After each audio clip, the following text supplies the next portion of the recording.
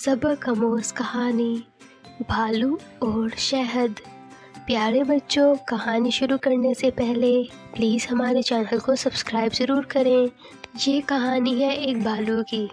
एक काला मोटा भालू दरख्त के अंदर एक गुफ़ा में रहता था। वो भालू खाना खाता और उसी गुफ़ा में चला जाता। वो भालू हर सुबह अपने घर से बाहर निकलता और खाने की तलाश में यहाँ वहाँ भटकता। मौसम अचानक से बदला और जंगल में बारिश शुरू हो गई।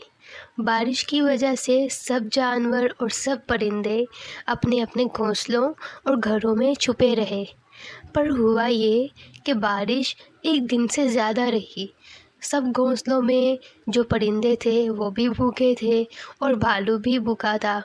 भालू बारिश का इंतज़ार करता रहा कि कब बारिश ख़त्म हो और कब वो अपने खाने की तलाश में फिर से बाहर निकले। बारिश ने रुकने का नाम न लिया। भालू अपने घर से बारिश को हर रोज़ देखता।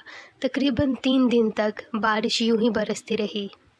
फिर एक दिन सूरज निकला और भालू खुशी से अपने खाने की तलाश में यहाँ वहाँ भटकना शुरू हो गया।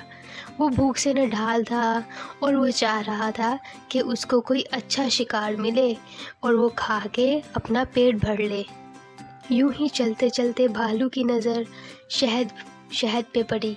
शहद करता करता भालू खुशी से दुबाला हो गया। अरे वाह, शहद! मैं तो इसको मज़े से खाऊंगा। ये तो बहुत ही लजीज लग रहा है। दिल कर रहा है कि सारा का सारा शहद मैं खा जाऊं। भालू शहद की तरफ खुशी से चलने लगा। आगे बढ़ा तो उसने ऊपर की तरफ दरख्त पे पाँव रखे और उसने शहद को अपने मुंह में डालना शुरू किया। शहद को खाते हुए वो बहुत ही खुश था कि उसने आखिर मज़े की चीज़ खाई। अचानक से एक मक्खी उसी छत्ते से बाहर निकली। उसने जब देखा कि भालू शहद खा रहा है तो उसने अपनी सब आसपास वाली मक्खियों को इशारा कर दिया। जो बाकी मक्खियाँ थीं आसपास में से आईं और उन्होंने भालू के साथ बुरा सलूक किया। उन्होंने भालू पे हमला कर दिया और भालू की नाक पे काट लिया। भालू डर के मारे भागना शुरू हो गया और मक्खियाँ भी उसके पीछे पीछे भागना शुरू हो गईं। भालू इतना डर गया कि आखिरकार उसने एक नदी में छलांग लगा दी और वो उसमें डूब गया। इससे हमें ये सबक मिलता है कि दूसरों को तकलीफ़ देना अच्छी बात नहीं है।